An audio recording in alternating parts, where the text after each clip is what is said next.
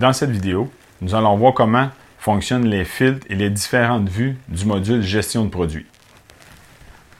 Bon, maintenant, nous allons regarder comment fonctionnent les filtres du module de commercialisation, gestion des produits. On a beaucoup de possibilités de filtres. Ce que je vais faire, c'est que je vais vous expliquer l'essence. Après ça, bien, tout dépendant comment votre système est configuré, vous allez être capable de vous y retrouver. Bon, première étape, on va aller ici dans le 1, on va supprimer les filtres. Puis on va venir ici pour chercher. On voit la liste, là, on a 1, 2, 3, 4, 5, 6, 7, 8, 9, 10, 11, 12, 13, 14, 15, 16, 17, 18, 19. On a une vingtaine de filtres possibles, combinaisons et tout. Bon, première étape. OK, on va voir ici le type de produit. Donc, on a un modèle qui est racine, qui est vraiment l'origine. Après ça, on va linker les produits. Quelqu'un qui va en avoir un inventaire, les autres vont se créer automatiquement. Après ça, on a le modèle inventaire. Tout simplement, c'est un stock. On va voir les builds. OK, j'ai cliqué tout. Les builds statuts. Ça, on va être capable de retrouver beaucoup de trucs par rapport à ça. Là. Bon, ben, il semble qu'il y a des promotions terminées. Il y a des images manquantes, des images en inventaire, des catégories manquantes, en tout cas, peu importe. C'est ici qu'on va retrouver là, tout ce qui peut manquer, là, que c'est important de faire une bonne audit là, de ces statuts-là pour s'assurer que notre système est en santé, puis que l'affichage, tout l'affichage qu'on croit qu'il est affiché, ben, il pourrait pas l'être à cause qu'il manque un statut ou un truc genre, on ne saurait jamais, ben maintenant on est capable de le savoir par rapport à ça. Après ça, ici, bon, ben, comment on veut l'afficher? On veut l'afficher tous, ça veut dire, ça va être sur tous les sites possibles de l'afficher.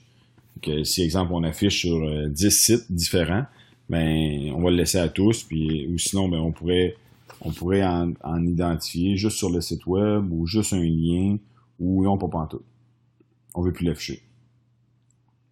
Le nombre de doublons. Bon, ben, ça veut dire qu'exemple, bon, ben, on a un produit, puis on voudrait en créer ce produit-là. On sait qu'il y en a qui s'en viennent en inventaire. On sait qu'on va en avoir 5 en inventaire, puis on en a juste un de rentrée. Bon, on pourrait lui dire, bon, ben, ce modèle-là crée 2 ou 3 doublons de celui-là, que ça va nous donner le poids nécessaire pour le produit, automatiquement. Puis on pourrait faire une recherche juste pour savoir tous ceux qui ont des doublons, tous ceux qui sont égaux à 2 doublons, ou peu importe. C'est là qu'on va le trouver. Groupe code. Groupe code va plus déterminer la partie promotion, comment qu'on affiche, c'est quoi les règles de prix, c'est-tu un MSRP plus transport plus préparation moins promo. Ben, tout ça va être des règles différentes avec un texte adapté différemment aussi. On en a pour KTM, on en a pour Kawa, peu importe. Quand on arrive à m'amener dans une marque, puis il faut tout changer d'un coup, ben on va venir ici dans le groupe code, puis on va le changer. On les voit ici. Puis ça va déterminer toutes nos règles. On va voir plus tard comment fonctionnent là, les règles des groupes. Là. Je peux vous montrer juste ici. Là. Ça va être ici qu'on va déterminer comment fonctionnent les règles des groupes.